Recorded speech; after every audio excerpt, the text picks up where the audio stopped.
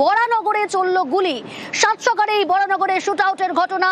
পরিবহন কর্মীকে লক্ষ্য করে গুলি দুষ্কৃতীদের, তবে গুলি লক্ষ্যভ্রষ্ট হওয়ায় হাসপাতালে আহত পরিবহন কর্মী, তিনি চিকিৎসাধীন। কিন্তু কে বা কারা গুলি চালালো আরো ডিটেল জানার চেষ্টা করব। সুবীর রয়েছে সরাসরি আমার সঙ্গে। সুবীর, কে বা কারা গুলি চালালো, কখন ঘটলো এই ঘটনা, এখনো পর্যন্ত পুলিশ সূত্রে কি জানা যাচ্ছে?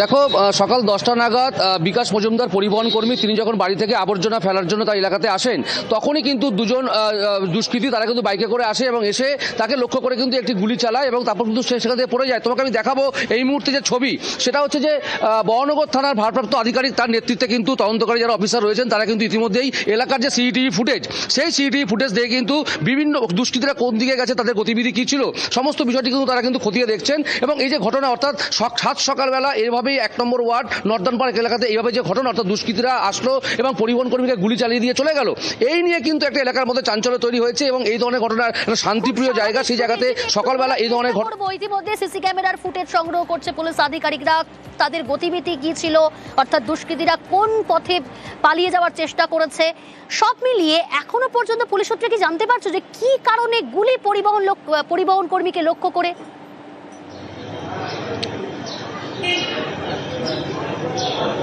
দেখো, পরিবহন কর্মী বিকাশ মজুমদার জানিয়েছেন যে তার কোনো রকম কোনো শত্রুতা কারোর সাথে ছিল না, আর কোনো শত্রু ছিল না। কিন্তু এই যে ঘটনা, অর্থাৎ আচমকাই এভাবে আসলো দুষ্কৃতীরা এবং তাকে লক্ষ্য করে গুলি চালিয়ে দিয়ে তারা চম্পট দিল এবং সেখানে লক্ষ্যভ্রষ্ট হলো, সেখান থেকে তিনি সেখান থেকে পড়ে গেলেন, আহত হলেন। সেই জায়গা থেকে দাঁড়িয়ে তাকেও কিন্তু জিজ্ঞাসাবাদ করবে পুলিশ এবং সেই জায়গা থেকে কি কারণে এই ধরনের ঘটনা, মানে কারা আসলো এবং দুষ্কৃতীরা আসলো, তার সঙ্গে কোনো রকম কোনো যোগসাজশ বা কোনো শত্রুতা ছিল কিনা, এই গোটা বিষয়টি কিন্তু তদন্ত করে দেখছে বরানগর থানার পুলিশ। এবং সেই জায়গা থেকে দাঁড়িয়ে ইতিমধ্যে কিন্তু এসিপি পদমর্যাদার অফিসার তারাও কিন্তু ঘটনাস্থলে এসছে এবং এই গোটা ঘটনা তদন্ত করে দেখা হচ্ছে। এবং মূলত সিসিটিভি ফুটেজ, অর্থাৎ এলাকার যে সিসিটিভি ফুটেজ, সেই ফুটেজ কিন্তু পুলিশ ইতিমধ্যে সংগ্রহ করেছে এবং সেই সিসিটিভি ফুটেজ দেখেই কিন্তু জানতে পারছো সুবীর, তারা কি বাইকে করে এসেছিল, সেই বাইকে কতজন ছিল দুষ্কৃতী, কি জানা যাচ্ছে পুলিশ সূত্রে?